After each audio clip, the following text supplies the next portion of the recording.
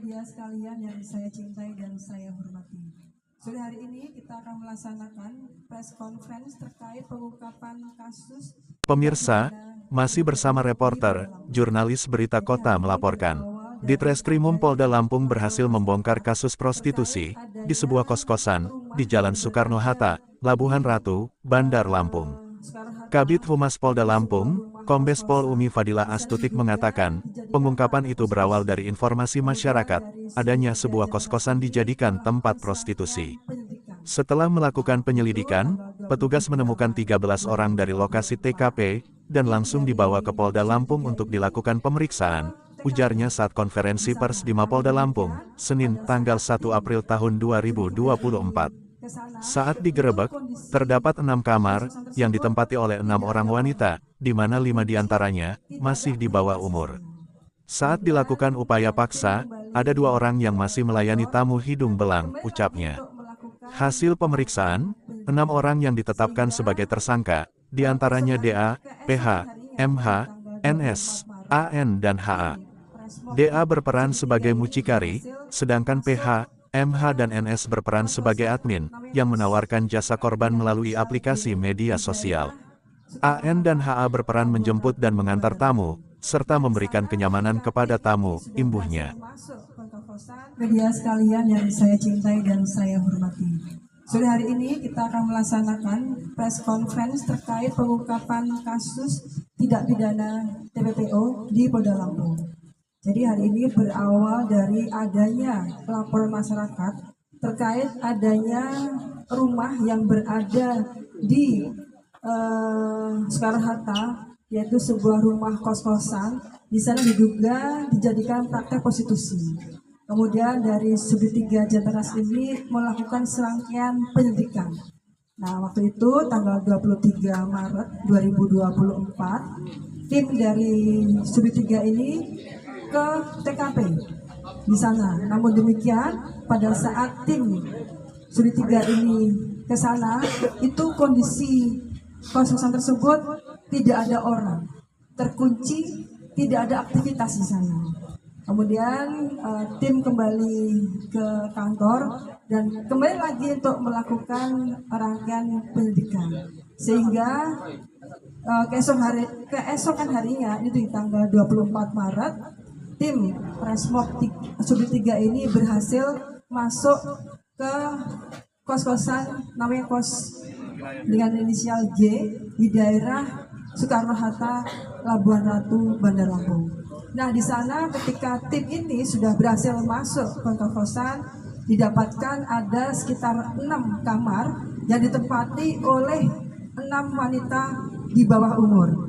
Mereka adalah inisialnya adalah MJ 15, S 15, AS 15 tahun, AF 15 tahun, N 16 tahun, dan ini ada AG 24 tahun. Kemudian selain menemukan 6 kamar dan dihuni oleh 6 wanita di bawah umur tadi, juga ditemukan 13 orang di sana. Dan langsung tim Resmob ini melakukan serangkaian integrasi kepada ke-13 orang tersebut. Dari hasil integrasi, maka didapatkan ada 6 orang yang diduga satu sebagai mucikarinya, yaitu saudara DA berumur 27 tahun, kemudian juga ada PH 12 tahun dan MH 12 tahun dan AN 26 tahun ini selaku admin micet, aplikasi micet.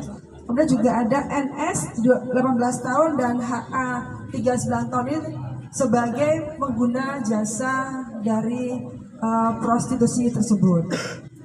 Modus operandinya adalah dari saudara DA ini selaku mucikari ini adalah berkenalan dengan anak tersebut dan juga di sana diberikan janji atau mau nggak kamu saya belikan iPhone, kemudian sepeda motor atau televisi, namun demikian dengan cara menghutang atau mengangsur. Dan setelah itu dibuatkan surat perjanjian hutang kepada anak-anak tersebut.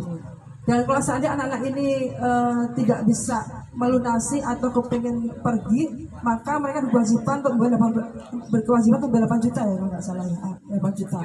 Sekitar 8 juta, seperti itu.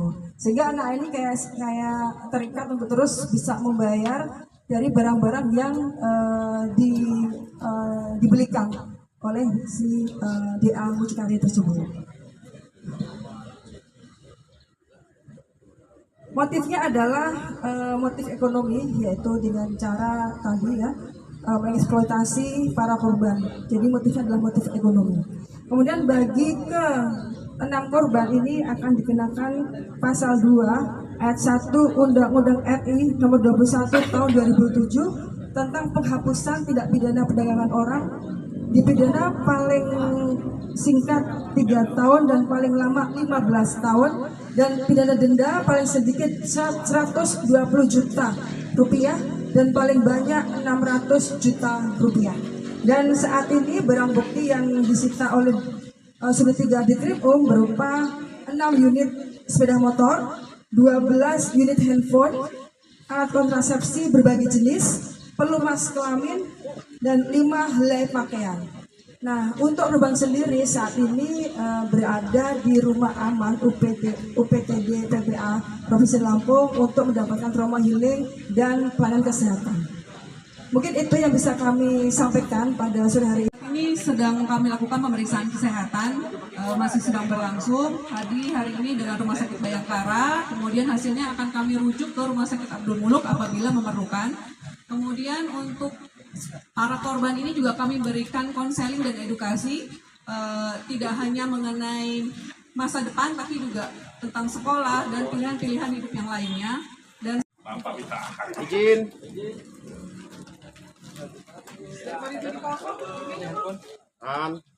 Pegang semua.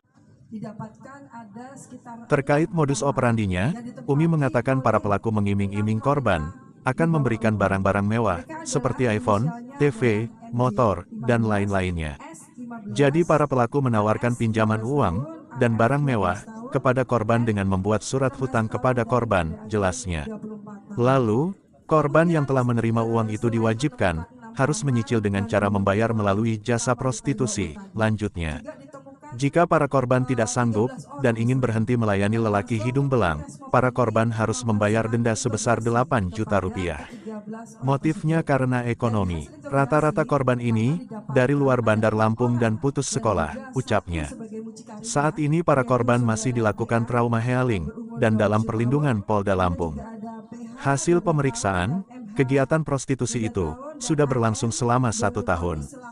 Jadi korban dihargai 250.000 sekali kencan, di mana korban mendapat upah 50.000, jelasnya. Selain tersangka, petugas juga mengamankan barang bukti, berupa 6 unit motor, 12 HP, alat kontrasepsi, pelumas kelamin, dan pakaian. Atas perbuatannya, para tersangka dijerat pasal 2 ayat 1 Undang-Undang RI nomor 21 tahun 2007, tentang penghapusan tindak pidana perdagangan orang. Dengan ancaman pidana maksimal 15 tahun penjara, pungkasnya. Atau televisi, namun demikian dengan cara menghutang atau mengangsur. Dan setelah itu dibuatkan surat perjanjian hutang. Demikian laporan reporter, jurnalis Berita Kota, melaporkan dari Mapolda Lampung.